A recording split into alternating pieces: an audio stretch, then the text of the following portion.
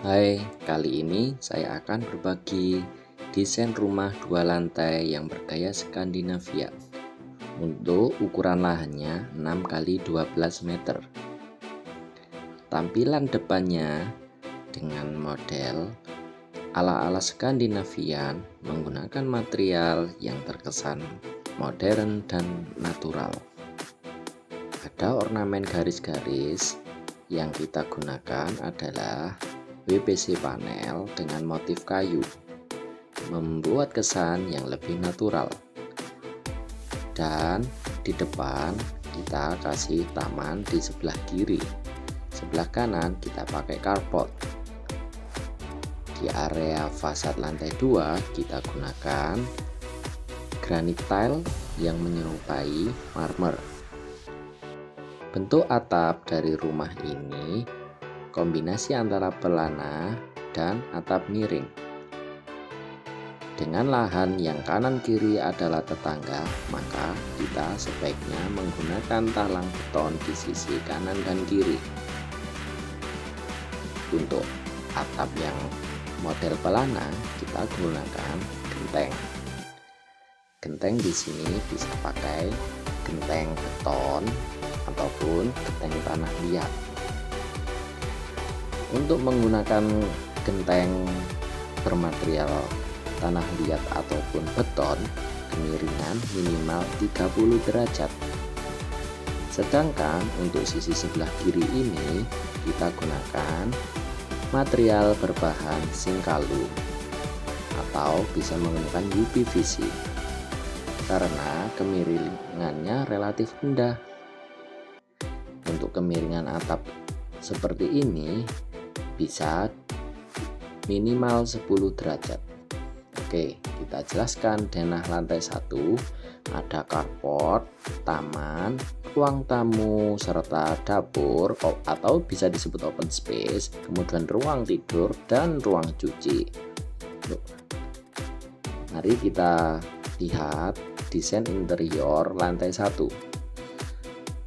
Kita disambut dengan masuk dengan pintu swing single. Sebelah kanan kita gunakan sebagai kitchen. Kitchen set ini masih bisa menggunakan island table yang bisa digunakan sebagai meja saji serta meja makan.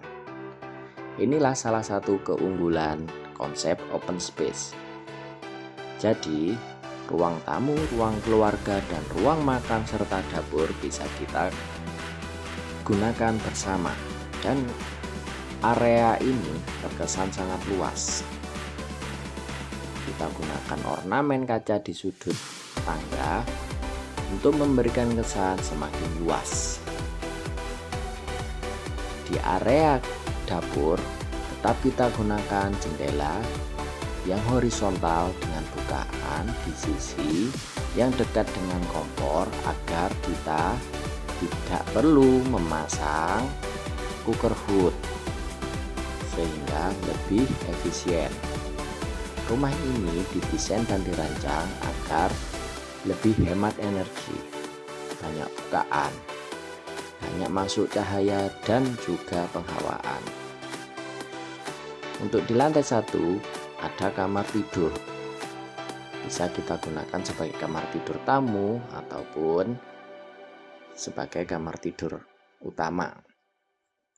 Di sini kamar tidur ini pun terdapat jendela sebagai pencahayaan dan penghawaan alami. Oke, di lantai 1 ini selanjutnya kita ada area di dalam tangga. Di bawah tangga ini kita maksimalkan sebagai ruang penyimpanan menggunakan kabinet, dan di bawah tangga juga kita gunakan sebagai kamar mandi. Lebih tepatnya mungkin bisa digunakan toilet. Tapi kalau dipaksakan untuk mandi pun masih bisa pakai bak. Oke. Sedangkan di area belakang ini kita tetap gunakan sebagai ruang sirkulasi udara. Di sini terdapat void yang sangat cukup untuk memenuhi udara. Jadi rumah ini memiliki sistem sirkulasi cross ventilation yang baik. Di area belakang ini terbuka, sehingga bisa kita manfaatkan sebagai ruang cuci jemur. Berikut dana lantai 2, ada balkon, terdapat 2 ruang tidur, ada 1 kamar mandi, ada void di area tangga untuk connecting, dan juga ruang santai di belakang. Oke, ini mari kita naik dari lantai 1. Ilustrasinya di sini kita bisa pakai tangga di sebelah sisi sebagian kiri. Tangga di sini tidak serta-merta hanya sebagai akses, tapi juga kita gunakan void yang cukup untuk mengalirkan udara dari bawah ke atas. Ingat, hunian itu juga perlu bernafas. Di area belakang, menyambung dari void yang belakang di lantai 1 tadi, kita bisa gunakan sebagai tempat-tempat yang sangat santai, cozy sekali ya di sini ya. Bisa sembari duduk-duduk santai di sini. Oke.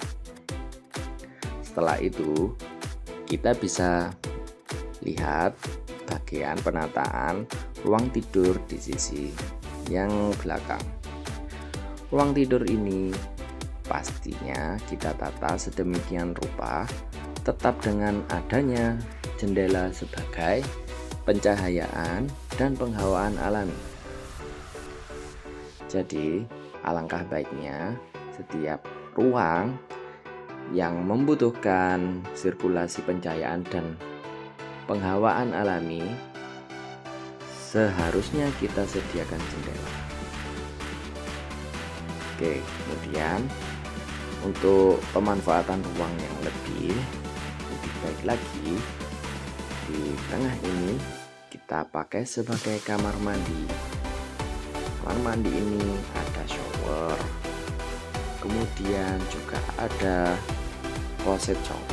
kloset duduk di sini, itu sebagai penggunaan bersama. Kemudian di sebelah kanan kita bisa masuk di ruang tidur yang di depan. Ruang tidur ini masih sama ukuran dengan yang tadi, namun ruang tidur depan ini lebih bisa melihat kondisi di luar, sehingga lebih tepatnya bisa dipakai sebagai ruang tidur utama. Oke, ruang tidur ini cukup untuk bed 160 kali 2 meter. Oke, kemudian setelah itu kita bisa keluar melihat kondisi di sini. Semua connecting menggunakan akses kita bisa sebut sebagai lorong atau foyer.